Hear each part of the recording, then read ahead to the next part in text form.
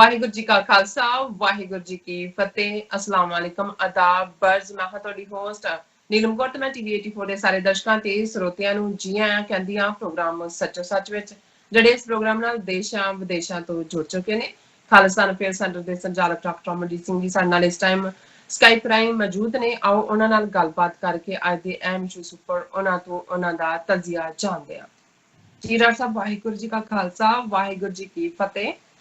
हाँ जी नीलम कौर जी, ਤੁਹਾਨੂੰ ਵੀ ਤੇ ਦੁਨੀਆ ਭਰ ਚ ਬੈਠੇ ਸਾਡੇ TV 84 ਦੇ ਸਾਰੇ ਦਰਸ਼ਕਾਂ ਨੂੰ ਵੀ ਵਾਹਿਗੁਰੂ ਜੀ ਕਾ ਖਾਲਸਾ ਵਾਹਿਗੁਰੂ ਜੀ ਕੀ ਫਤਿਹ। ਜੀ ਡਾਕਟਰ ਸਾਹਿਬ, ਜੀ ਆਇਆਂ ਨੂੰ ਪ੍ਰੋਗਰਾਮ ਸੱਚੋ ਸੱਚ ਵਿੱਚ। ਬਹੁਤ ਸ਼ੁਕਰੀਆ ਜੀ ਡਾਕਟਰ ਸਾਹਿਬ, ਅੱਜ 3 ਜੁਲਾਈ 20 ਹਾੜ ਨਾਨਕਸ਼ਾਹੀ ਸੰਮਤ 552 ਦਾ ਦਿਨ ਹੈ ਤੇ ਡਾਕਟਰ ਸਾਹਿਬ ਪ੍ਰੋਗਰਾਮ ਸ਼ੁਰੂ ਕਰਨ ਤੋਂ ਪਹਿਲਾਂ ਅਸੀਂ ਪ੍ਰਦਰਸ਼ਕਾਂ ਤੇ ਸਰੋਤਿਆਂ ਨੂੰ ਹਮੇਸ਼ਾ ਤਰ੍ਹਾਂ ਦੱਸਦੀ ਵਿਊਅਰਸ ਆ, ਜੇ ਤੁਸੀਂ ਹੱਕ ਸੱਚ ਇਨਸਾਫ ਤੇ ਪੈਰਾ ਦਿੰਦਾ ਇੱਕੋ ਇੱਕ ਚੈਨਲ TV 84 ਨੂੰ ਦੇਖਣਾ ਚਾਹੁੰਦੇ ਹੋ ਤਾਂ ਤੁਸੀਂ ਦੇਖ ਸਕਦੇ ਹੋ ਸਪੈਕਟਰਮ ਕੇਬਲ, RCN ਕੇਬਲ, ਬੈਲਫਾਰ cable Canada, roku, Jadoo box, ਸ਼ਾਵਾ, ਫੇਸਬੁੱਕ TV 84 ਦੀ ਐਪ ਰਾਹੀਂ online streaming and IP box ਤੇ ਤੁਸੀਂ TV 84 ਨੂੰ ਦੇਖ ਸਕਦੇ ਹੋ। ਵਿਊਅਰਸ, ਜੇ ਤੁਸੀਂ TV 84 ਨਾਲ ਜਾਂ ਪ੍ਰੋਗਰਾਮ ਸੱਚੋ ਸੱਚ ਨਾਲ ਫੇਸਬੁੱਕ ਰਾਹੀਂ ਜੁੜੇ ਹੋ ਤਾਂ ਇਸ ਨੂੰ ਵੱਧ ਤੋਂ ਵੱਧ ਲਾਈਕ ਕਰੋ ਤੇ ਸ਼ੇਅਰ ਕਰੋ ਅਤੇ ਨਾਲ ਹੀ YouTube ਤੇ ਸਬਸਕ੍ਰਾਈਬ ਵੀ ਕਰੋ। ਇਹ ਵੀ ਦੱਸ ਦਿਓ ਕਿ ਤੁਸੀਂ TV 84 ਦੀ ਐਪ ਨੂੰ ਐਂਡਰੋਇਡ ਐਂਡ ਐਪ ਸਟੋਰ ਤੇ ਡਾਊਨਲੋਡ ਕਰਕੇ ਜੋ TV 84 ਦੀ ਲਾਈਵ ਸਟ੍ਰੀਮ ਹੈ ਉਸ ਨੂੰ ਤੁਸੀਂ 24 ਆਵਰਸ ਦੇਖ ਸਕਦੇ ਹੋ। ਵਿਊਅਰਸ, ਹੁਣ ਅਸੀਂ ਆਪਣੇ ਪ੍ਰੋਗਰਾਮ ਦੀ ਸ਼ੁਰੂਆਤ ਕਰਨ ਜਾ ਰਹੇ ਹਾਂ। ਪ੍ਰੋਗਰਾਮ ਦੇ ਸ਼ੁਰੂ ਵਿੱਚ ਅਸੀਂ ਜੋ ਆਪਣਾ ਪ੍ਰੋਗਰਾਮ ਸ਼ੁਰੂ ਕਰ ਰਹੇ ਹਾਂ, ਸੋ ਜਿਹੜੀ ਖਬਰ ਆਪਾਂ ਤੁਹਾਡੇ ਨਾਲ ਸ਼ੇਅਰ ਕਰਨ ਜਾ ਰਹੇ ਹਾਂ ਉਹ ਬੜੇ ਹੀ ਦੁਖੀ ਦਿਲ ਦੇ ਨਾਲ ਕਰਨ ਜਾ ਰਹੇ ਹਾਂ ਕਿ ਪਾਕਿਸਤਾਨ ਵਿੱਚ ਜੋ ਹੋਈ ਇੱਕ ਵੈਨ ਤੇ ਟ੍ਰੇਨ ਦੀ ਜੋ ਟੱਕਰ ਵਿੱਚ 20 ਵਿਅਕਤੀ ਮਾਰੇ ਗਏ, ਜਿਨ੍ਹਾਂ ਵਿੱਚ 18 ਸਿੱਖ ਯਾਤਰੂ ਅਤੇ ਇੱਕ ਵੈਨ ਦਾ ਮੁਸਲਮਾਨ ਡਰਾਈਵਰ ਤੇ ਉਸ ਦਾ ਸਹਾਇਕ ਵੀਰ ਜੋ ਸ਼ਾਮਲ ਹਨ। ਸੋ ਇਹ ਸਿੱਖ ਯਾਤਰੂ ਪਸ਼ਾਵਰ ਦੇ ਰਹਿਣ ਵਾਲੇ ਸਨ ਅਤੇ ਨਨਕਾਣਾ ਸਾਹਿਬ ਦੇ ਦਰਸ਼ਨ ਕਰਕੇ ਗੁਰਦੁਆਰਾ ਸੱਚਾ ਸੌਦਾ ਸ਼ੇਖੂਪੁਰਾ ਵੱਲ ਜਾ ਰਹੇ ਸਨ। ਅਸੀਂ ਦੁਖੀ ਪਰਿਵਾਰਾਂ ਨਾਲ ਡੂੰਗੀ ਹਮਦਰਦੀ ਦਾ ਇਜ਼ਹਾਰ ਕਰਦਿਆਂ ਅੱਜ ਦਾ ਇਹ ਜੋ ਆਪਣਾ ਪ੍ਰੋਗਰਾਮ ਹੈ ਉਹ ਉਹਨਾਂ ਨੂੰ ਸਮਰਪਿਤ ਕਰਦੇ ਹਾਂ। ਸੋ ਵਿਊਅਰਸ, ਜਿਸ ਤਰ੍ਹਾਂ ਕਿ ਕਿਹਾ ਜਾਂਦਾ ਹੈ ਔਰ ਗੁਰਬਾਣੀ ਦੇ ਵਿੱਚ ਵੀ ਹੈ, ਸੋ ਇਹ ਕਿਹਾ ਜਾਂਦਾ ਹੈ ਕਿ ਜਿਉਣਾ ਝੂਠ ਹੈ ਔਰ ਮਰਨਾ ਸੱਚ ਹੈ। ਜੋ ਜਿਸ ਤਰ੍ਹਾਂ ਕਿ ਅਸੀਂ ਇਸ ਦੁਨੀਆ ਦੇ ਵਿੱਚ ਆਏ ਹਾਂ, ਆਪਾਂ ਸਭ ਨੇ ਜਾਣਾ ਹੈ। ਸੋ ਸਾਨੂੰ ਰੱਬ ਦੀ ਯਾਦ ਵਿੱਚ ਆਪਣਾ ਜੋ ਜੀਵਨ ਹੈ ਉਹ ਗੁਜ਼ਾਰਨਾ ਚਾਹੀਦਾ ਹੈ। ਸੋ ਜਿਸ ਤਰ੍ਹਾਂ ਕਿ ਜ਼ਿੰਦਗੀ ਦਾ ਜੋ ਇਸ ਦੁਨੀਆ ਵਿੱਚ ਆਣਾ ਤਾਂ ਹੀ ਸਫਲ ਹੋਵੇਗਾ ਜੇ ਆਪਾਂ ਰੱਬ ਦੀ ਯਾਦ ਵਿੱਚ ਰਵਾਂਗੇ, ਰੱਬ ਦੀ ਯਾਦ ਵਿੱਚ ਜੁੜੇ ਰਵਾਂਗੇ। ਸੋ ਇਸ ਸੰਬੰਧੀ ਬਾਬਾ ਫਰੀਦ ਗੰਜ ਸ਼ੱਕਰ ਔਰਾਂ ਦੀ ਜੋ ਰੂਹਾਨੀ ਕਲਾਮ ਦਾ ਵਿਚਾਰ ਹੈ ਅਸੀਂ ਅੱਜ ਦੇ ਇਸ ਸੈਗਮੈਂਟ ਦੇ ਵਿੱਚ ਸ਼ਰਧਾਂਜਲੀ ਦੇ ਤੌਰ ਤੇ ਕਰਾਂਗੇ। ਸੋ ਦੂਸਰੇ ਸੈਗਮੈਂਟ ਦੇ ਵਿੱਚ ਆਪਾਂ ਗੱਲਬਾਤ ਕਰਾਂਗੇ ਭਾਰਤ ਦੇ ਝੂਠ ਅਤੇ ਝੂਠਿਆਂ ਦੇ ਬਾਦਸ਼ਾਹ ਨਰਿੰਦਰ ਮੋਦੀ ਅਚਾਨਕ ਚੋਰਾਂ ਵਾਂਗ ਲਦਾਖ ਪਹੁੰਚੇ ਅਤੇ ਭਾਰਤੀਆਂ ਦੇ ਦਿਲਾਂ ਨੂੰ ਬਹਿਲਾਣ ਤੇ ਫਰਮਾਨ ਵਾਲੀਆਂ ਗੱਲਾਂ ਉੱਚੀ ਉੱਚੀ ਕੀਤੀਆਂ। ਅਸੀਂ ਮੋਦੀ ਦੇ ਇਸ ਭਾਸ਼ਣ ਦੀ ਚੀਰਫਾੜ ਕਰਾਂਗੇ। ਸੋ ਚੀਰਫਾੜ ਦਾ ਜੋ ਚਾਕੂ ਹੈ ਅਸੀਂ ਡਾਕਟਰ ਸਾਹਿਬ ਨੂੰ ਫੜਾਵਾਂਗੇ। ਸੋ ਤੀਸਰੇ ਸੈਗਮੈਂਟ ਦੇ ਵਿੱਚ ਆਪਾਂ ਗੱਲਬਾਤ ਕਰਾਂਗੇ ਕਿ ਪਾਕਿਸਤਾਨ ਦੇ ਪ੍ਰਧਾਨ ਮੰਤਰੀ ਇਮਰਾਨ ਖਾਨ ਨੇ ਉੱਚੀ ਪੱਧਰੀ ਸਿਕਿਉਰਿਟੀ ਮੀਟਿੰਗ ਕੀਤੀ, ਜਿਸ ਵਿੱਚ ਜ਼ਮੀਨੀ ਫੌਜ, ਹਵਾਈ ਫੌਜ ਤੇ ਨੇਵਲ ਫੌਜ ਦੇ ਮੁਖੀਆਂ ਸਮੇਤ chief of army staff general Bajwa ਵੀ ਸ਼ਾਮਲ ਹੋਏ ਕਿ ਇੱਕੋ ਵੇਲੇ ਅਮਰੀਕਾ ਤੇ ਚੀਨ ਦੀ ਭਾਰਤ ਨਾਲ ਜੰਗ ਛਿੜ ਸਕਦੀ ਹੈ।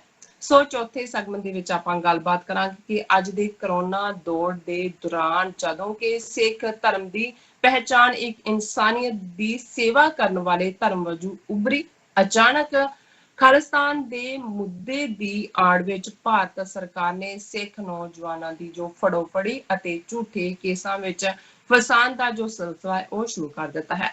ਕਿ ਇਸ ਨਾਲ ਸਿੱਖ ਕੌਮ ਦੀ ਜੋ ਖਾਲਿਸਤਾਨ ਦੀ ਮੰਗ ਦਬਾਈ ਜਾ ਸਕੇਗੀ ਜਾਂ ਇਹ ਹੋਰ ਜ਼ੋਰ ਨਾਲ ਉੱਭਰ ਕੇ ਸਾਹਮਣੇ ਆਏਗੀ। ਇਹਨਾਂ ਸਾਰੇ ਮੁੱਦਿਆਂ ਤੇ ਵਿਚਾਰ ਚਰਚਾ ਹੋਏਗੀ। ਸੋ ਅਸੀਂ ਚਾਹਾਂਗੇ ਕਿ ਤੁਸੀਂ ਸਾਡੇ ਨਾਲ ਇਸੇ ਤਰ੍ਹਾਂ ਹੀ ਬਣੇ ਰਹਿਣਾ। ਦੇਖਣ ਸੁਣਨ ਲਈ ਤੁਹਾਡਾ ਸਭ ਦਾ ਬਹੁਤ ਬਹੁਤ ਸ਼ੁਕਰੀਆ। ਡਾਕਟਰ ਸਾਹਿਬ ਨਾਲ ਵਿਚਾਰ ਚਰਚਾ ਕਰਦੇ ਹਾਂ, ਵਿਚਾਰਾਂ ਦੀ ਸਾਂਝ ਪਾਉਂਦੇ ਹਾਂ ਤੁਹਾਡੇ ਨਾਲ।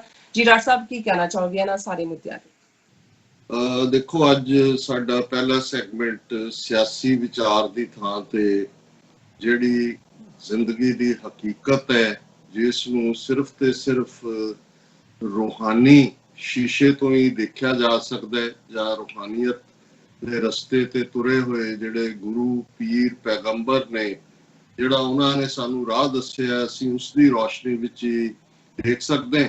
ਔਰ ਉਸ ਦੇ ਨਾਲ ਹੀ ਜਿਹੜਾ ਜੁੜਿਆ ਹੋਇਆ ਇਸ ਐਕਸੀਡੈਂਟ ਦਾ ਘਟਨਾਕ੍ਰਮ ਜਿਸ ਦਾ ਤੁਸੀਂ ਮੈਂਸ਼ਨ ਕੀਤਾ ਹੈ, ਉਸ ਨੂੰ ਦੇਖਾਂਗੇ। ਕੱਲ ਵੀਰ ਹਰਦਿਆਲ ਸਿੰਘ ਮਿਲਣ ਆਏ ਨਿਊ ਜਰਸੀ ਤੋਂ, ਅਸੀਂ ਇੱਕ ਮੀਟਿੰਗ 'ਚ ਸ਼ਾਮਲ ਹੋਏ ਤੇ ਰਾਹ ਦੇ ਵਿੱਚ ਉਹਨਾਂ ਨੇ ਗੱਲ ਕੀਤੀ ਆਪਣੇ ਕਿਸੇ ਕਰੀਬੀ ਰਿਸ਼ਤੇਦਾਰ ਦੀ ਜਿਹੜੇ ਕਿ ਬ੍ਰੇਨ ਕੈਂਸਰ ਦੇ ਨਾਲ ਸਫਰ ਕਰ ਰਹੇ ਨੇ, ਯੰਗ ਮੈਨ। ਔਰ ਉਹਨਾਂ ਨੇ ਕਿਹਾ ਕਿ ਵੀ ਇਹ ਜਿਹੜਾ ਜ਼ਿੰਦਗੀ ਦਾ ਔਰ ਇਥੋਂ ਤੁਰ ਜਾਣ ਦਾ ਸਿਲਸਿਲਾ ਇਹ ਕੀ ਹੈ, ਕਈ ਵਾਰ ਕੋਈ ਸਮਝ ਨਹੀਂ ਲੱਗਦੀ ਹੈ ਕਿ ਕਿਹਨੂੰ ਕਿਵੇਂ ਕੀ ਹੋ ਜਾਂਦਾ ਹੈ।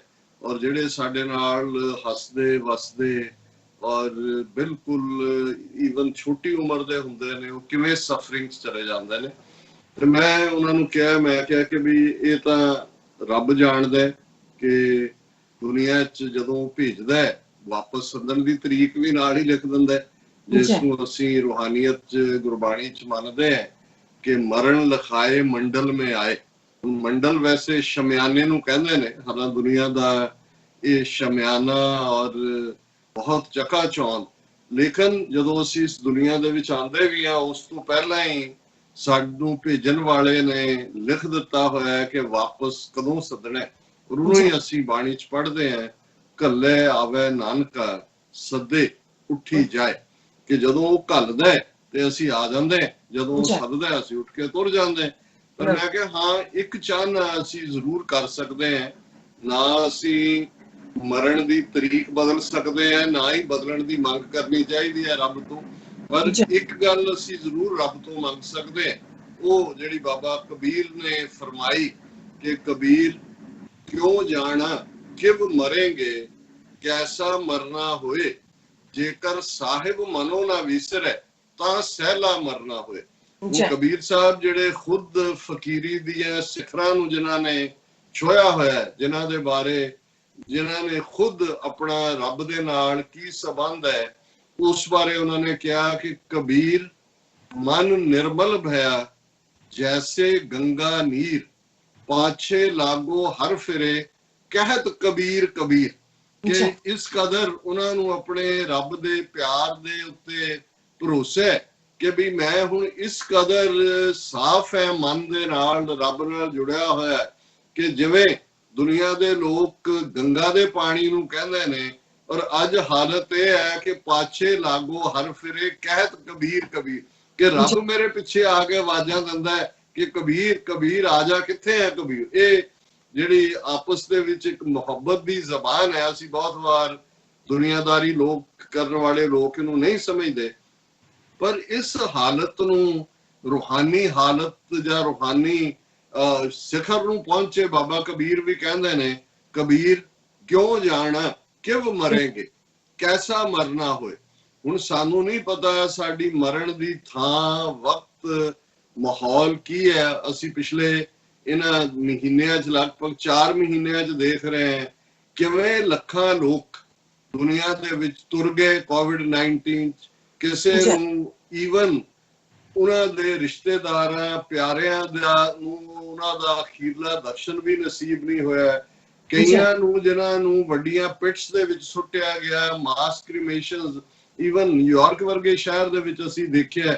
ਤੇ ਇਹ ਜਿਹੜਾ ਸਾਰਾ ਸੀ, ਇਹ ਕਿਹਨੇ ਕਦੇ ਸੋਚਿਆ ਸੀ ਕਿ ਭਾਈ ਜਿੱਥੇ ਅਸੀਂ ਕਿੰਨੇ ਵੱਡੇ ਵੱਡੇ ਫੰਕਸ਼ਨ ਐਂਡ 'ਚ ਕਰਦੇ ਆ, ਉਹਨਾਂ ਦੀ ਯੂਲੋਜੀ ਪੜ੍ਹੀ ਜਾਂਦੀ ਹੈ, ਉਹਨਾਂ ਦੀਆਂ ਯਾਦਾਂ ਦੀ ਹੁੰਦੀ ਹੈ। ਇੱਥੇ ਤਾਂ ਹੁਣ ਕਬਰਾਂ ਦੇ ਵਿੱਚ ਹੁੰਦਾ ਹੈ ਕਿ ਜਿਹੜੀ ਉਹਨਾਂ ਦੀ ਸਭ ਤੋਂ ਪਿਆਰੀ ਚੀਜ਼ ਹੈ ਉਹ ਵੀ ਤੁਸੀਂ ਨਾਲ ਰੱਖ ਦਿਓ, ਔਰ ਕਿਵੇਂ ਪੋਤੇ ਪੋਤੀਆਂ ਦੋਤੇ ਦੋਤੀਆਂ ਸਾਰੇ ਲਾਈਨ ਲਾ ਕੇ ਇੱਕ ਇੱਕ ਜਿਹੜਾ ਉਹ ਸ਼ਰਧਾਂਜਲੀ ਦੇ ਰਿਹਾ ਹੁੰਦਾ।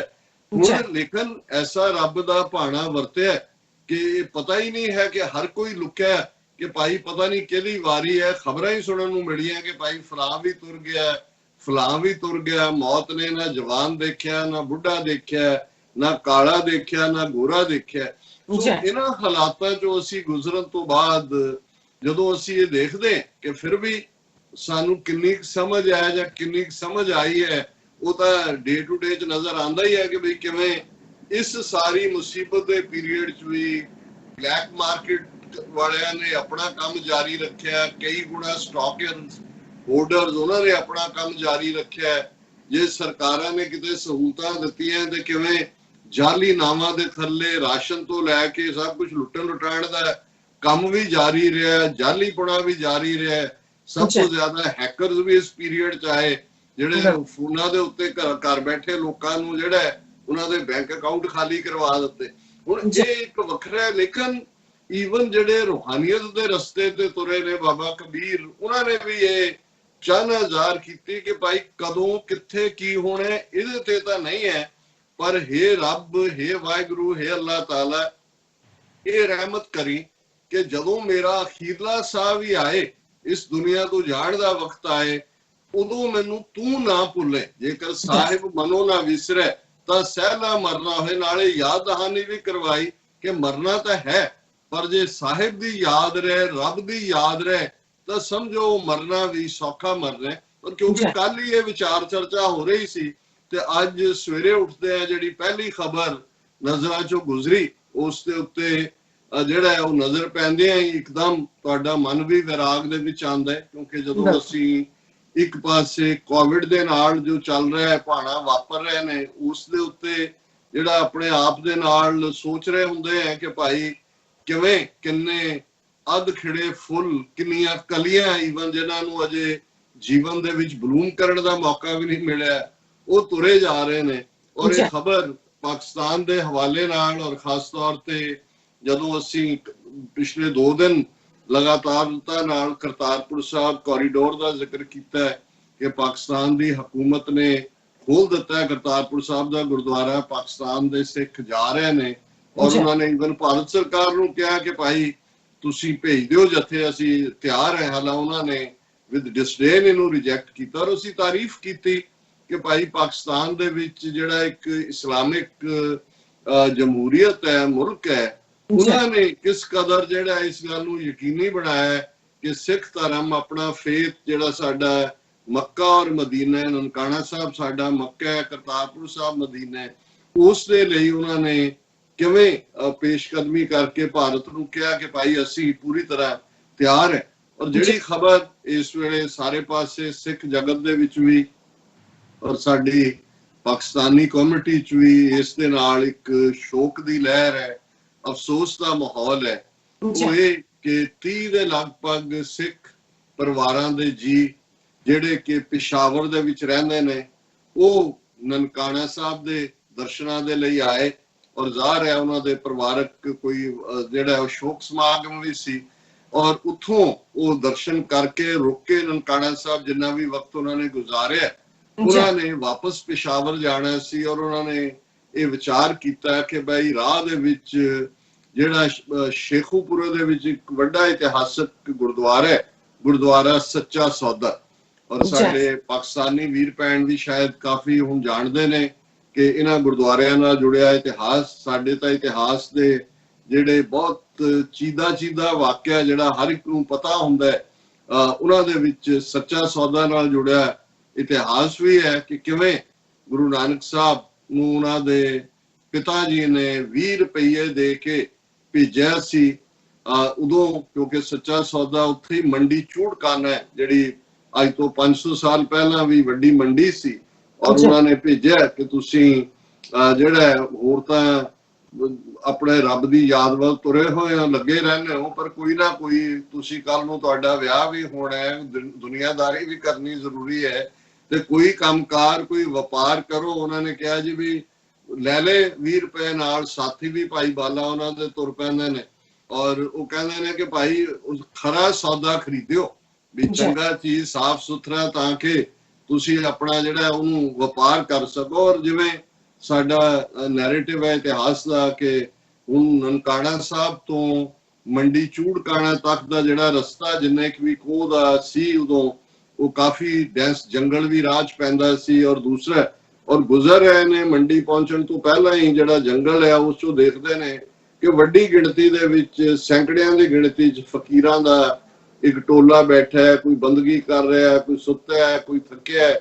ਔਰ ਉਹਨਾਂ ਨਾਲ ਜਦੋਂ ਉਹਨਾਂ ਦੀ ਗੁਫ਼ਤਗੂ ਹੋਈ ਔਰ ਪਤਾ ਲੱਗਾ ਕਿ ਭਾਈ ਇਹ ਤਾਂ ਕਈ ਦਿਨਾਂ ਦੇ ਭੁੱਖੇ ਭਾਣੇ, ਕਿਉਂਕਿ ਉਦੋਂ ਇਹ ਜਿਹੜੇ ਰਿਲੀਜੀਅਸ ਟਰੈਵਲਰ ਸਨ, ਉਹ ਸੂਫੀ ਫਕੀਰ ਹੋਣ, ਹਿੰਦੂ ਯੋਗੀ ਹੋਣ ਜਾਂ ਆਮ ਪਿਲਗ੍ਰਿਮੇਜ ਵਾਲੇ ਵੀ, ਇਹ ਉੱਥੋਂ ਮਾਨਸਰੋਵਰ ਤੋਂ ਸ਼ੁਰੂ ਕਰਕੇ ਜਿਹੜਾ ਅੱਜ ਤਿੱਬਤ ਚ ਹੈ, ਇਹ ਖੁੱਲੀ ਯਾਤਰਾ ਕਰਦੇ ਸੀ। ਉਦੋਂ ਕੋਈ ਇਸ ਕਿਸਮ ਦੀ ਕਿੱਥੇ ਕਿਹਦੀ ਟੈਰੀਟਰੀ ਹੈ, ਇਹਨਾਂ ਨੂੰ ਹੋਲੀਮੈਨ ਮੈਂਡੀਕੈਂਟ ਇਹਨਾਂ ਕਰਕੇ ਕੋਈ ਰੋਕਦਾ ਨਹੀਂ ਸੀ। ਪਰ ਗੁਰੂ ਸਾਹਿਬ ਨੂੰ ਪਤਾ ਲੱਗਿਆ ਕਿ ਭਾਈ ਇਹ ਤਾਂ ਕਈ ਦਿਨਾਂ ਦੇ ਭੁੱਖੇ ਭਾਣੇ ਨੇ। ਉਹਨਾਂ ਨੇ ਆਪਣੇ ਸਾਥੀ ਭਾਈ ਬਾਲੇ ਨੂੰ, ਜਿਹੜਾ ਅਸਿਸਟੈਂਟ ਸੀ ਉਹਨਾਂ ਦੇ ਨਾਲ ਭੇਜਿਆ ਕਿ ਭਾਈ ਕਰਨਾ। ਉਹਨਾਂ ਨੂੰ ਕਿਹਾ, ਉਹਨਾਂ ਨੇ ਕਿਹਾ ਵੀ ਸਾਡੇ ਪਿਤਾ ਜੀ ਨੇ ਤਾਂ ਇਹੀ ਕਿਹਾ ਸੀ ਕਿ ਖਰਾ ਸੌਦਾ ਕਰਨਾ ਹੈ। ਇਹ ਵਿਚਾਰੇ ਲੋੜਵੰਦ ਨੇ, ਮੌਸਮ ਵੀ ਜਿਸ ਕਿਸਮ ਦਾ ਹੈ, ਇਹਨਾਂ ਦੀਆਂ ਮੁੱਢਲੀਆਂ ਲੋੜਾਂ ਵੀ ਨਹੀਂ ਨੇ ਇਹਨਾਂ ਦੀਆਂ ਪੂਰੀਆਂ ਹੁੰਦੀਆਂ, ਤੇ ਕਿਉਂ ਨਾ ਇਸ ਤੋਂ ਖਰਾ ਸੌਦਾ ਕੀ ਹੋ ਸਕਦਾ ਹੈ ਕਿ ਇਹਨਾਂ ਦੀਆਂ ਲੋੜਾਂ ਦੀ ਪੂਰਤੀ ਕਰੀਏ। ਸੋ ਉਹਨਾਂ ਨੇ ਮੰਡੀ ਚੋਂ ਜਾ ਕੇ ਅਨਾਜ ਵੀ ਖਰੀਦਿਆ, ਲੋੜੀਂਦੀਆਂ ਚੀਜ਼ਾਂ, ਕੱਪੜੇ ਔਰ ਜੋ ਵੀ ਸੀ ਉਹਨਾਂ ਨੇ ਉਹ ਸਾਰੇ ਖਰਚ ਕੇ ਔਰ ਉਹਨਾਂ ਦੀ ਜਿਹੜੀ ਹੈ ਆ ਕੇ ਉਹਨਾਂ ਦੀ ਖਿਦਮਤ ਸੇਵਾ ਕੀਤੀ ਔਰ ਵਾਪਸ ਆਏ। ਔਰ ਜ਼ਾਹਰ ਹੈ ਫਿਰ ਸਾਨੂੰ ਪਤਾ ਹੈ ਵੀ ਪਿਤਾ ਦੇ ਗੁੱਸੇ ਦਾ ਸ਼ਿਕਾਰ ਵੀ ਹੋਣਾ ਪਿਆ, ਉਹਨਾਂ ਦੀਆਂ ਚਪੇੜਾਂ ਵੀ ਖਾਧੀਆਂ। ਔਰ ਲੇਕਿਨ ਉਹਨਾਂ ਕਿਹਾ ਵੀ ਪਿਤਾ ਜੀ ਤੁਸੀਂ ਕਿਹਾ ਸੀ ਵੀ ਤੁਸੀਂ ਖਰਾ ਸੌਦਾ ਕਰਨਾ ਹੈ, ਸੱਚਾ ਸੌਦਾ ਕਰਨਾ ਹੈ, ਇਸ ਤੋਂ ਖਰਾ ਸੌਦਾ ਕੀ ਹੋ ਸਕਦਾ ਹੈ ਕਿ ਉਹ ਰੱਬ ਦੇ ਬੰਦੇ, ਉਹਨਾਂ ਦੀਆਂ ਮੈਂ ਲੋੜਾਂ ਪੂਰੀਆਂ ਕੀਤੀਆਂ ਨੇ। ਔਰ ਬਹੁਤ ਵਾਰ ਮੈਂ ਤਾਂ ਇਹ ਕੋਟ ਕਰਦਾ ਕਿ ਜਦੋਂ ਅੱਜ ਦੁਨੀਆ ਭਰ 'ਚ ਹੁੰਦਾ ਹੈ ਵੀ ਸਿੱਖਾਂ ਦੇ ਕੋਲ ਐਸੀ ਕਿਹੜੀ ਕਰਾਮਾਤ ਹੈ ਕਿ ਭਾਈ ਛੋਟੇ ਛੋਟੇ ਗੁਰਦੁਆਰਿਆਂ 'ਚ ਆਪਣੀਆਂ ਲੋਹਾਂ ਤੇ ਆਪਣੀ ਦੇਗਾਂ ਦੇ ਵਿੱਚ ਲੰਗਰ ਬਣਾਉਂਦੇ ਨੇ ਔਰ ਉਹ ਮੁੱਕਦਾ ਹੀ ਨਹੀਂ ਹੈ, ਉਹ ਅਟੁੱਟ ਰਹਿੰਦਾ। ਟੁੱਟ ਲੰਗਰ ਅਸੀਂ ਮੰਗਦੇ ਕਿ ਉਹ ਜਿੰਨੇ ਮਰਜ਼ੀ ਆਈ ਜਾਣ, ਉਹ ਰੱਜਦੇ ਨੇ। ਔਰ ਦੁਨੀਆ ਭਰ 'ਚ ਇਹ ਸਾਡੀ ਦੇਗ ਔਰ ਕਰੋਨਾ ਦੇ ਇਸ ਦੌਰੇ 'ਚ ਦੁਨੀਆ ਨੇ ਦੇਖਿਆ ਕਿ ਕਿਵੇਂ ਇਹ ਸਾਰਾ ਜਿਹੜਾ ਮੌਜੂਜ਼ਾ ਸਿੱਖਾਂ ਨੇ ਕਰ ਦਿਖਾਇਆ। ਜਿੱਥੇ ਜਿੱਥੇ ਵੀ ਸੀ ਥੋੜੇ ਸਾਈ ਨੰਬਰ ਬਹੁਤਾ ਸੀ, ਉਹਨਾਂ ਨੇ ਆਪਣੇ ਲੰਗਰ ਲਾਏ। ਤੇ ਮੇਰਾ ਹਮੇਸ਼ਾ ਇਹ ਕਹਿਣਾ ਹੁੰਦਾ ਹੈ ਕਿ ਇਹ ਜਿਹੜੇ ਗੁਰੂ ਨਾਨਕ ਨੇ 20 ਰੁਪਏ ਮੂਲ ਰਾਸ ਦੇ ਵਿੱਚ ਪਾਏ ਹੋਏ ਨੇ, ਇਹ ਉਦੋਂ ਦਾ ਹੀ ਲੰਗਰ, ਪਹਿਲਾ ਲੰਗਰ ਗੁਰੂ ਨਾਨਕ ਸਾਹਿਬ ਨੇ ਆਪਣੇ ਪਿਤਾ ਤੋਂ ਚਪੇੜਾ ਖਾ ਕੇ ਜਿਹੜਾ 20 ਰੁਪਏ ਦੀ ਰਾਸ ਨਾਲ ਸ਼ੁਰੂ ਕੀਤਾ ਹੋਇਆ, ਇਹ ਐਸਾ ਖਰਾ ਸੌਦਾ ਹੈ ਜਿਹਦੀ ਬਰਕਤ ਹੀ ਬਰਕਤ ਹੈ। ਔਰ ਮੈਂ ਜਦੋਂ ਇਹ ਖਬਰ ਵੀ ਦੇਖੀ ਕਿ ਭਾਈ ਇਹ ਜਿਹੜੇ ਪੇਸ਼ਾਵਰ ਤੋਂ ਆਏ ਸਿੱਖ ਨਨਕਾਣਾ ਸਾਹਿਬ ਤੋਂ ਵੈਨ ਦੇ ਵਿੱਚ ਸਵਾਰ ਹੋ ਕੇ, ਵੈਨ ਦਾ ਡਰਾਈਵਰ ਵੀ ਇੱਕ ਮੁਸਲਮਾਨ ਵੀਰ ਹੈ, ਉਹਦਾ ਅਸਿਸਟੈਂਟ ਵੀ ਮੁਸਲਮਾਨ ਵੀਰ ਹੈ, ਔਰ ਉਹਨਾਂ ਨੇ ਫੈਸਲਾ ਕੀਤਾ ਕਿ ਇਸ ਗੁਰਦੁਆਰਾ ਸੱਚਾ ਸੌਦਾ ਰੁਕਿਆ ਜਾਏ। ਔਰ ਇਹ ਸ਼ੇਖੂਪੁਰਾ ਦੇ ਵਿੱਚ ਹੈ। ਔਰ ਜਿਹੜਾ ਹਾਦਸਾ ਵਾਪਰਦਾ ਟ੍ਰੇਨ ਦੇ ਨਾਲ ਟੱਕਰ ਦਾ, ਇਹ ਸ਼ੇਖੂਪੁਰਾ ਰੇਲਵੇ ਕ੍ਰਾਸਿੰਗ ਦੇ ਉੱਤੇ ਵਾਪਰਦਾ। ਔਰ ਇੱਕ ਟ੍ਰੇਨ, ਫਾਸਟ ਮੂਵਿੰਗ ਟ੍ਰੇਨ ਜਿਹੜੀ ਕਰਾਚੀ ਤੋਂ ਆ ਰਹੀ ਹੈ, ਸ਼ਾਹ ਹੁਸੈਨ ਐਕਸਪ੍ਰੈਸ ਉਹਦਾ ਨਾਂ ਹੈ, ਉਹ ਵੈਨ ਦੇ ਵਿੱਚ ਵੱਜਦੀ ਹੈ। ਜ਼ਾਹਰ ਹੈ ਅਸੀਂ ਉਸ ਖਿੱਤੇ ਦੇ ਵਿੱਚ ਦੇਖਿਆ ਕਈ ਵਾਰੀ ਰੇਲਵੇ ਕ੍ਰਾਸਿੰਗ ਵਾਲਾ ਹੀ ਸੁੱਤਾ ਹੁੰਦਾ ਹੈ, ਕਈ ਵਾਰ ਟਾਈਮ ਟ੍ਰੇਨ ਜਿਹੜੀ ਹੈ ਜੇ ਲੇਟ ਹੈ ਤੇ ਉਹ ਬੰਦ ਕਰਨਾ ਭੁੱਲ ਗਿਆ। ਕੀ ਵਾਪਰਿਆ ਉਹ ਤਾਂ ਆਲਰੇਡੀ ਰੇਲਵੇ ਮਿਨਿਸਟਰੀ ਨੇ ਸਪੈਸ਼ਲ ਜਿਹੜੀ ਹੈ ਇਨਕੁਆਇਰੀ ਦੇ ਤੇ ਆਰਡਰ ਕੀਤੀ ਹੈ। ਕਈ ਵਾਰੀ ਈਵਨ ਜਿਹੜੇ ਸਾਡੇ ਡਰਾਈਵਰਸ ਨੇ ਉਹਨਾਂ ਨੂੰ ਵੀ ਕਾਹਲੀ ਹੁੰਦੀ ਹੈ ਪਹੁੰਚਣ ਦੀ, ਆ ਵੀ ਰਹੀ ਹੋਏ ਉਹਨਾਂ ਨੂੰ ਲੱਗਦਾ ਹੁੰਦਾ ਵੀ ਉਹਨਾਂ ਨੇ ਕੱਢ ਲੈਣਾ, ਔਰ ਉੱਥੇ ਆ ਕੇ ਕੋਈ ਸਲੋ ਡਾਊਨ ਹੋ ਜਾਂਦਾ ਹੈ ਜਾਂ ਕੋਈ ਨੁਕਸ ਪੈ ਜਾਂਦਾ ਹੈ, ਔਰ ਉਹ ਜਿਹੜੀ ਹੈ ਡਾਇਰੈਕਟ ਹਿੱਟ ਹੁੰਦੀ ਹੈ। ਔਰ ਇਸ ਹਾਦਸੇ ਦੇ ਵਿੱਚ ਜਿਹੜੀਆਂ ਲੇਟੈਸਟ ਖਬਰਾਂ ਨੇ, ਕਿਉਂਕਿ 30 ਦੇ ਕਰੀਬ ਉਹਦੇ ਚ ਸਿੱਖ ਪਿਲਗ੍ਰਿਮ ਸਨ, 20 ਜਿਹੜੇ ਨੇ ਉਹਨਾਂ ਦੀ ਡੈਥ ਹੋਈ ਹੈ, ਜਿਨ੍ਹਾਂ ਚ 2 ਜਿਵੇਂ ਮੈਂ ਕਿਹਾ ਕਿ ਵੈਨ ਦੇ ਡਰਾਈਵਰ ਔਰ ਅਸਿਸਟੈਂਟ ਡਰਾਈਵਰ ਨੇ, ਔਰ 8 ਜ਼ਖਮੀ ਨੇ ਜਿਨ੍ਹਾਂ ਨੂੰ ਸ਼ੇਖੂਪੁਰਾ ਹਸਪਤਾਲ ਦੇ ਵਿੱਚ ਦਾਖਲ ਕਰਵਾਇਆ ਗਿਆ। ਔਰ ਇਹ ਹਾਦਸਾ ਦੁਪਹਿਰੇ 1:30 ਵਜੇ ਹੁੰਦਾ ਹੈ, ਫਾਰੂਖਾਬਾਦ ਦੇ ਨੇੜੇ ਵਾਪਰਦਾ ਹੈ। ਔਰ ਇਹ ਸਾਰੇ ਦੇ ਉੱਤੇ ਜਿਹੜਾ ਹੈ ਉਹਨਾਂ ਨੇ ਪ੍ਰਾਈਮ ਮਿਨਿਸਟਰ ਇਮਰਾਨ ਖਾਨ ਉਹਨਾਂ ਨੇ 2 ਟਵੀਟ ਇਸ ਦੇ ਉੱਤੇ ਖਾਸ ਤੌਰ ਤੇ ਕੀਤੇ ਨੇ, ਅਫਸੋਸ ਦਾ ਇਜ਼ਹਾਰ ਕਰਦੇ ਹਨ। ਵੈਸੇ ਭਾਰਤ ਦੇ ਵਿੱਚ ਵੀ ਮੋਦੀ ਨੇ, ਚੀਫ ਮਿਨਿਸਟਰ ਅਮਰਿੰਦਰ ਨੇ, ਦੂਜਿਆਂ ਨੇ ਵੀ ਕੀਤਾ। ਇਮਰਾਨ ਖਾਨ ਹੋਰਾਂ ਦਾ ਪਹਿਲਾ ਟਵੀਟ ਹੈ, ਉਹਨਾਂ ਨੇ ਕਿਹਾ deeply ਸੈਡਨਡ at the accident this afternoon at a railway crossing near Sheikhupura, which resulted in the death of at least 20 people, mainly Sikh pilgrims returning from Nankana Sahib, have directed that proper medical care be provided to the injured। कि भाई बहुत मैनू दुख होया जड़ा हादसा railway crossing ते शेखूपुरा दे नेड़े होया, ਜਿਹਦੇ ਚ ਘੱਟੋ ਘੱਟ 20 ਲੋਕ ਮਾਰੇ ਗਏ ਨੇ, ਜਿਹਨਾਂ ਚ ਬਹੁਤੇ ਸਿੱਖ ਯਾਤਰੂ ਨੇ ਜਿਹੜੇ ਨਨਕਾਣਾ ਸਾਹਿਬ ਤੋਂ ਵਾਪਸ ਮੁੜ ਰਹੇ ਸੀ। ਔਰ ਮੈਂ ਇਹ ਹਦਾਇਤਾਂ ਕੀਤੀਆਂ ਨੇ ਕਿ ਜਿਹੜੇ ਜ਼ਖਮੀ ਨੇ ਉਹਨਾਂ ਦਾ ਮੁਫਤ ਇਲਾਜ ਕੀਤਾ ਜਾਏ। ਫਿਰ ਉਹਨਾਂ ਨੇ ਦੂਸਰਾ ਟਵੀਟ ਵੀ ਜਿਹੜਾ ਕੁਝ ਅਰਸੇ ਬਾਅਦ ਕੀਤਾ, ਜਿਹਦੇ ਚ ਉਹਨਾਂ ਨੇ ਇਹ ਕਿਹਾ my condolences and prayers go to the families of the deceased, have directed relevant authorities to ensure facilitation and care for all the families. Our entire railways operational safety standard operation procedure SOP ਕਹਿੰਦੇ ਨੇ will be reviewed immediately. ਕਿ ਭਾਈ ਮੈਂ ਅਫਸੋਸ ਦਾ ਇਜ਼ਹਾਰ ਕਰਦਾ ਹਾਂ ਉਹਨਾਂ ਦੇ ਲਈ ਦੁਆ ਗੋ ਹੈ ਜਿਨ੍ਹਾਂ ਦੇ ਪਰਿਵਾਰਾਂ ਦੇ ਜੀ ਮਾਰੇ ਗਏ ਨੇ, ਔਰ ਮੈਂ ਜਿਹੜੀਆਂ ਇਸ ਨਾਲ ਸੰਬੰਧਿਤ ਅਥਾਰਟੀਜ਼ ਨੇ ਉਹਨਾਂ ਨੂੰ ਹਦਾਇਤਾਂ ਕੀਤੀਆਂ ਕਿ ਜਿਹੜੇ ਜ਼ਖਮੀ ਨੇ ਔਰ ਦੂਸਰੇ ਨੇ ਉਹਨਾਂ ਦੀਆਂ ਸਾਰੀਆਂ ਲੋੜਾਂ ਪੂਰੀਆਂ ਕੀਤੀਆਂ ਜਾਣ।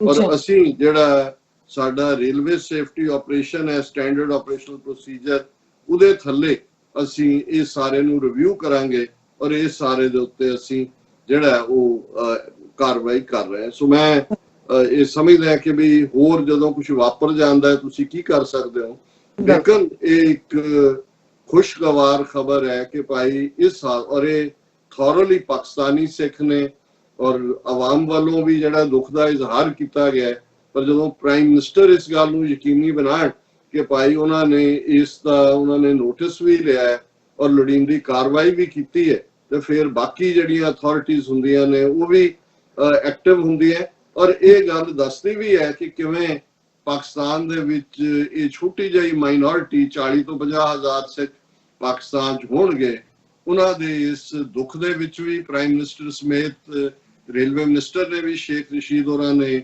ਅਫਸੋਸ ਦਾ ਇਜ਼ਹਾਰ ਕੀਤਾ ਔਰ ਇਨਕੁਆਇਰੀ ਜਿਹੜੀ ਆ ਮਾਰ ਕੀਤੀ ਹੈ। ਔਰ ਅੱਜ ਕਿਉਂਕਿ ਇਹ ਇੱਕ ਬੜਾ ਭਾਵਕ ਜਿਹਾ ਮੁੱਦਾ ਸੀ ਔਰ ਅਸੀਂ ਜਿਹੜਾ ਸਾਡਾ ਲਾਸਟ ਸੈਗਮੈਂਟ ਹੁੰਦਾ ਹੈ ਜਿਹਦੇ ਚ ਕਿ ਅਸੀਂ ਰੂਹਾਨੀਅਤ ਦੀ ਵਿਚਾਰ ਕਰਦੇ ਹਾਂ, ਅੱਜ ਮੈਨੂੰ ਲੱਗਾ ਕਿ ਵੀ ਇਹ ਪ੍ਰੋਗਰਾਮ ਵੀ ਅਸੀਂ ਜਿਨ੍ਹਾਂ ਨੇ ਜਦੋਂ ਅਸੀਂ ਠੀਕ ਸਾਹਿਬ ਮਨੋ ਨਾ ਵਿਸਰੇ ਦੀ ਗੱਲ ਕਰਦੇ ਹਾਂ ਤੇ ਕਿੱਥੋਂ ਤੁਰੇ ਪਿਸ਼ਾਵਰ ਤੋਂ ਨਨਕਾਣਾ ਸਾਹਿਬ ਦੀ ਮੁਕੱਦਸ ਧਰਤੀ ਦੇ ਉੱਤੇ ਉਹਨਾਂ ਨੇ ਮੁਕਾਮ ਕੀਤਾ, ਰੁਕੇ, ਉਸ ਮਿੱਟੀ ਨੂੰ ਆਪਣੇ ਮੱਥੇ ਨੂੰ ਲਾਇਆ ਔਰ ਫਿਰ ਉਸੇ ਹੀ ਜਿਹੜਾ ਗੁਰੂ ਨਾਨਕ ਸਾਹਿਬ ਦੀ ਯਾਦ 'ਚ ਜੋ ਵਿਚਾਰ ਲੈ ਕੇ ਜੋ ਥਾਟ ਲੈ ਕੇ ਜਿਵੇਂ ਮਨ ਦੇ ਅੰਦਰ ਸੰਕਲਪ ਲੈ ਕੇ ਉਹ ਤੁਰੇ ਔਰ ਇਸ ਦੌਰਾਨ ਉਹਨਾਂ ਦੀ ਇਸ ਦੁਨਿਆਵੀ ਯਾਤਰਾ ਦਾ ਅੰਤ ਹੋਇਆ। ਸੋ ਮੈਂ ਸਮਝਦਾ ਹਾਂ ਵੀ ਜਿਹੜੇ ਪਰਿਵਾਰ ਦੇ ਪਿਆਰਿਆਂ ਦੇ ਜੋ ਵਿਛੜ ਗਏ ਨੇ, ਬੱਚੇ ਯਤੀਮ ਹੋਣਗੇ ਔਰ ਘਰ ਉਜੜਦੇ ਨੇ, ਲੇਕਿਨ ਘੱਟੋ ਘੱਟ ਇਹ ਜ਼ਰੂਰ ਹੈ ਕਿ ਭਾਈ ਇਹਨਾਂ ਨੇ ਇੱਕ ਚੰਗੇ ਪਾਸੇ ਰੱਬ ਦੀ ਯਾਦ ਵੱਲ ਤੁਰਦਿਆਂ ਜਿਹੜਾ ਉਹ ਆਪਣੀਆਂ ਜ਼ਿੰਦਗੀਆਂ ਜਿਹੜੀਆਂ ਉਹਨਾਂ ਨੇ ਗੁਜ਼ਾਰੀਆਂ, ਉਹਨਾਂ ਦੇ ਅਖੀਰਲੇ ਪਲ ਵੀ ਜੇਕਰ ਸਾਹਿਬ ਮਨੋ ਨਾ ਵਿਸਰੇ ਤਾਂ ਸਹਿਲਾ ਮਰਨਾ ਹੋਏ, ਉਹਨਾਂ ਨੂੰ ਘੱਟੋ ਘੱਟ ਅਖੀਰਲੇ ਪਲਾਂ 'ਚ ਵੀ ਰੱਬ ਯਾਦ ਸੀ। ਔਰ ਬਾਬਾ ਫਰੀਦ ਗੰਜ ਸ਼ੱਕਰ ਜਿਨ੍ਹਾਂ ਦੇ ਅਸੀਂ ਸ਼ਲੋਕਾਂ ਦੇ ਵਿਚਾਰ ਕਰਦੇ ਹਾਂ, 2 ਸ਼ਲੋਕ ਜਿਹੜੇ ਅੱਜ ਮੈਂ ਵਿਚਾਰ ਲਈ ਚੁਣੇ ਨੇ ਔਰ ਕੁਦਰਤੀ ਉਹ ਇਸ ਸੰਕਲਪ ਦੇ ਨਾਲ ਹੀ ਜਿਹੜਾ ਅਸੀਂ ਡਿਸਕਸ ਕੀਤਾ ਜੁੜੇ ਹੋਏ ਨੇ ਕਿ ਕਿਵੇਂ ਅਲਟੀਮੇਟਲੀ ਡੈਥ ਇਹ ਹਕੀਕਤ ਹੈ ਔਰ ਇੱਕ ਪਾਸੇ ਦੁਨੀਆ ਦੀ ਬੜੇ ਸ਼ਾਨੋ ਸ਼ੌਕਤ ਐਸ਼ੋ ਇਸ਼ਰਤ ਰਹਿਣ ਵਾਲੇ ਲੋਕ ਉਹ ਭੁੱਲ ਜਾਂਦੇ ਨੇ ਵੀ ਉਹਨਾਂ ਦਾ ਐਂਡ ਕੀ ਹੋਣਾ। ਔਰ ਇਹ ਸ਼ਲੋਕ ਹੈ, ਪਾਸ ਦਮਾਮੇ ਛੱਤ ਸਿਰ ਭੇਰੀ ਛੱਡੋ ਰੱਡ ਜਾਏ ਸੁੱਤੇ ਜੀਰਾਨ ਮੈਂ ਥੀਏ ਅਤੀਮਾ ਗੜ। ਹੁਣ ਜ਼ਾਹਰ ਹੈ ਕਿ ਜਿਹੜੇ ਬਾਦਸ਼ਾਹ ਰਾਇਲ ਬੜੇ ਬੜੇ ਮੀਰ ਉਹਨਾਂ ਦੇ ਕੋਲ ਜਿਹੜੇ ਨੇ ਵੱਡੇ ਵੱਡੇ ਦਮਾਮਾ ਵੱਡੇ ਢੋਲ ਨੂੰ ਕਹਿੰਦੇ ਨੇ ਜਿਨ੍ਹਾਂ ਨੂੰ ਅਸੀਂ ਧੌਂਸਾ ਵੀ ਕਹਿੰਦੇ ਕਿ ਉਹਨਾਂ ਦੇ ਜਿਨ੍ਹਾਂ ਦੇ ਧੌਂਸੇ ਵੱਜਦੇ ਨੇ, ਜਿਨ੍ਹਾਂ ਦੇ ਦਮਾਮੇ ਵੱਜਦੇ ਨੇ, ਪਾਸ ਦਮਾਮੇ ਛੱਤ ਸਿਰ, ਜਿਨ੍ਹਾਂ ਦੇ ਸਿਰ ਦੇ ਉੱਤੇ, ਕਿਉਂਕਿ ਜਿਹੜੀ ਜਦੋਂ ਅਸੀਂ ਛੱਤਰ ਕਹਿੰਦੇ ਹਾਂ ਜਾਂ ਜਦੋਂ ਬਾਦਸ਼ਾਹ ਤੁਰਦੇ ਸੀ ਸਿਰ ਦੇ ਉੱਤੇ ਰਾਇਲ ਅੰਬਰੇਲਾ, ਉਹ ਬਾਬਾ ਫਰੀਦ ਕਹਿੰਦੇ ਨੇ ਕਿ ਜਿਨ੍ਹਾਂ ਦੇ ਇੰਨੀ ਅਮੀਰੀ ਕਿ ਜਿਨ੍ਹਾਂ ਦੇ ਦਮਾਮੇ ਵੱਜਦੇ ਨੇ, ਜਿਨ੍ਹਾਂ ਦੇ ਸਿਰ ਦੇ ਉੱਤੇ ਛਤਰ ਝੂਲਦੇ ਨੇ, ਭੇਰੀ ਛੱਡੋ ਰੱਡ, ਭੇਰੀ ਜਿਹੜੀ ਹੈ ਇਹ ਤੂਤੀਆਂ, ਕਿ ਵੀ ਕਿਵੇਂ ਉਹਨਾਂ ਦੀਆਂ ਤੂਤੀਆਂ ਬੋਲਦੀਆਂ। ਜਦੋਂ ਅਸੀਂ ਪੰਜਾਬੀ ਚ ਵੀ ਕਹਿੰਦੇ ਜੀ ਉਹਨਾਂ ਦੀ ਤਾਂ ਤੂਤੀ ਬੋਲਦੀ ਹੈ, ਕਿਉਂਕਿ ਉਹ ਤੂਤੀ ਸਾਜ਼ ਵੀ ਹੈ, ਪਰ ਇਹ ਵੀ ਦੱਸਦਾ ਹੈ ਕਿ ਭਾਈ ਕਿਸੇ ਦੀ ਕਿੰਨੀ ਸ਼ੌਹਰਤ ਹੈ ਔਰ ਜਿਨ੍ਹਾਂ ਦੀਆਂ ਤੂਤੀਆਂ ਬੋਲਦੀਆਂ ਨੇ। ਔਰ ਛੱਡੋ ਰੱਡ ਹੈ ਕਿ ਭਾਈ ਜਿਵੇਂ ਉਹਨਾਂ ਨੇ ਬਿਲਕੁਲ ਮੌਕੇ ਦੇ ਉੱਤੇ ਇੱਕ ਛੰਦ ਹੁੰਦਾ ਹੈ ਜਿਹਨੂੰ ਜਿਹੜਾ ਬੜਾ ਬਰੀਵਰੀ ਦੇ ਨਾਲ ਗਾਇਆ ਜਾਂਦਾ ਹੈ ਇਹ ਜਿਹੜਾ ਰੱਡ ਹੈ ਸੰਦ ਦਾ ਨਾਂ ਹੈ, ਛੰਦ ਦਾ ਨਾਂ ਹੈ। ਉਹਨਾਂ ਨੇ ਕਿਹਾ ਵੀ ਇਸ ਕਿਸਮ ਦੇ ਲੋਕ ਵੱਡੀਆਂ ਤੂਤੀਆਂ ਵਾਲੇ, ਦਮਾਮਿਆਂ ਵਾਲੇ, ਛਤਰਾਂ ਵਾਲੇ ਅਖੀਰ ਜਾਏ ਸੁੱਤੇ ਜੀਰਾਨ ਮੈਂ, ਜੀਰਾਨ ਮਸਾਣਾ ਨੂੰ ਕਹਿੰਦੇ ਨੇ, ਸ਼ਮਸ਼ਾਨ ਨੂੰ, ਗ੍ਰੇਵ ਯਾਰਡ ਨੂੰ, ਕਿ ਇਨ ਦਾ ਐਂਡ ਜਾ ਕੇ ਉਹ ਉਸ ਸ਼ਮਸ਼ਾਨ ਘਾਟ ਚ, ਕਬਰਸਤਾਨ ਚ ਐਂਡ ਹੋ ਜਾਂਦੇ ਨੇ। ਜਾਏ ਸੁੱਤੇ ਜੀਰਾਨ ਮੈਂ ਥੀਏ ਅਤੀਮਾ ਗੱਡ। ਹੁਣ ਗੱਡ ਥੀਏ ਹੈ ਕਿ ਰੁਲ ਗਏ, ਔਰ ਇਹ ਹੈ ਕਿ ਬਈ ਅਤੀਮ ਹੁੰਦਾ ਯਤੀਮ, ਕਿ ਇੱਥੇ ਉਹਨਾਂ ਦਾ ਇੰਨਾ ਰਸੂਖ, ਅਸਰੋ ਰਸੂਖ ਸੀ ਕਬਰਾਂ ਦੇ ਵਿੱਚ ਜਾ ਕੇ ਜਾਂ ਸ਼ਮਸ਼ਾਨ ਚ ਜਾ ਕੇ, ਤਾਂ ਕਿਸੇ ਦੀ ਸਭ ਬਰਾਬਰ ਹੁੰਦੇ ਨੇ, ਕਿ ਉੱਥੇ ਉਹਨਾਂ ਦੀ ਉਹ ਸ਼ਾਨੋ ਸ਼ੌਕਤ ਕਿੱਥੇ ਗਈ। ਜਿਵੇਂ ਉਹ ਸਿਕੰਦਰ ਦੀ ਮਾਂ ਜਦੋਂ ਰੋਂਦੀ ਹੈ ਤੇ ਉਸ ਬਾਰੇ ਕਿਸੇ ਸਾਡੇ ਉਸ ਖਿੱਤੇ ਦੇ ਸ਼ਾਇਰ ਨੇ ਕਿਹਾ ਸੀ ਕਿ ਉਹ ਸਿਕੰਦਰ ਸਿਕੰਦਰ ਕਰ ਰਹੀ ਹੈ, ਤੇ ਉਦੋਂ ਕਬਰਾਂ ਚੋਂ ਆਵਾਜ਼ ਆਈ, ਇੱਥੇ ਕਈ ਸਿਕੰਦਰ ਮੋਏ, ਰੋਂਦੀ ਹੈ ਕਿਹੜੇ ਕਿਹੜੇ ਨੂੰ। ਇੱਥੇ ਜਿਹੜੇ ਨੇ ਉਹ ਹਰ ਮਾਂ ਦਾ ਸਿਕੰਦਰ ਇੱਥੇ ਆਇਆ ਹੋਇਆ, ਤੂੰ ਕਿਹੜੇ ਸਿਕੰਦਰ ਨੂੰ ਰੋ ਰਹੀ ਹੈ। ਸੋ ਜ਼ਾਹਰ ਹੈ ਕਿ ਬਾਬਾ ਫਰੀਦ ਇਹ ਹਕੀਕਤ ਦੱਸ ਰਹੇ ਨੇ ਕਿ ਅਲਟੀਮੇਟਲੀ ਇੱਥੇ ਆ ਕੇ ਸਾਰੇ ਮਾਹਿਟਰ ਹੋ ਜਾਂਦੇ ਨੇ, ਯਤੀਮ ਹੋ ਜਾਂਦੇ ਨੇ, ਔਰ ਇੱਥੋਂ ਦੀ ਖਾਕ ਦਾ ਹੀ ਹਿੱਸਾ ਬਣ ਜਾਂਦੇ ਨੇ। ਔਰ ਦੂਸਰਾ ਸ਼ਲੋਕ ਵੀ ਇਹੀ ਥਾਟ ਦੀ ਯਾਦ ਦਹਾਨੀ ਕਰਵਾਉਂਦਾ ਹੈ, ਫਰੀਦਾ ਕੋਠੇ ਮੰਡਪ ਮਾੜੀਆਂ ਉਸਾਰਿੰਦੇ ਭੀ ਗਏ, ਕੂੜਾ ਸੌਦਾ ਕਰ ਗਏ, ਗੋਰੀ ਆਏ ਪਏ। ਮੈਂ ਜਦੋਂ ਸੱਚਾ ਸੌਦਾ ਦੀ ਗੱਲ ਕੀਤੀ ਕਿ ਭਾਈ ਇੱਕ ਪਾਸੇ ਇਹ ਸੱਚਾ ਸੌਦਾ ਸੀ, ਔਰ ਇਹ ਬਾਬਾ ਫਰੀਦ ਦੇ ਸ਼ਲੋਕ ਚ ਕੂੜੇ ਸੌਦੇ ਦੀ ਗੱਲ ਹੈ। ਕਿਹੜੇ ਲੋਕ ਕੂੜਾ ਸੌਦਾ ਕਰਦੇ ਨੇ, ਝੂਠਾ ਸੌਦਾ ਕਰਦੇ ਨੇ, ਉਹ ਹੈ ਫਰੀਦਾ ਕੋਠੇ ਮੰਡਪ ਮਾੜੀਆਂ। ਕੋਠਾ ਘਰ ਹੈ ਸੋਹਣਾ, ਅੱਜ ਮਹਿਲ ਕਹਿ ਲੋ, ਕੋਠੀ ਕਹਿ ਦਿੰਦੇ ਨੇ, ਕਿ ਭਾਈ ਮੰਡਪ ਜਿਹੜੇ ਬੜੇ ਬੜੇ ਸ਼ਮਿਆਨੇ ਲੱਗਦੇ ਨੇ, ਜਿਨ੍ਹਾਂ ਦੇ ਕੋਲ ਕਈ ਕਿੱਲਿਆਂ 'ਚ ਥਾਂ ਹੁੰਦੀ ਹੈ, ਤੇ ਉਹਨਾਂ ਨੂੰ ਲੱਗਦਾ ਵੀ ਕੋਈ ਫੰਕਸ਼ਨ ਕਰਨਾ, ਕੋਠੀ ਵੀ ਛੋਟੀ ਪੈ ਜਾਂਦੀ ਹੈ, ਉਹ ਵੱਡੇ ਮੰਡਪ ਕਰਦੇ ਨੇ।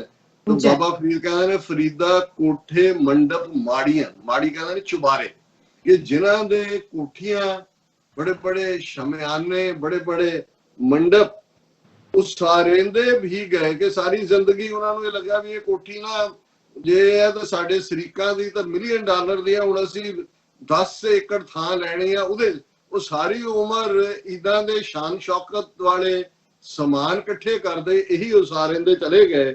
ਕੂੜਾ ਸੌਦਾ ਕੂੜਾ ਸੌਦਾ ਕਰ ਗਏ, ਗੋਰੀ ਆਏ ਪਏ। ਗੋਰ ਕਹਿੰਦੇ ਨੇ ਕਬਰ ਨੂੰ, ਕਿ ਆ ਜਿਹੜੇ ਸੌਦੇ ਕਰਦੇ ਰਹੇ ਉਸਾਰਨ ਦੇ, ਇਹ ਕੂੜੇ ਸੌਦੇ ਸੀ।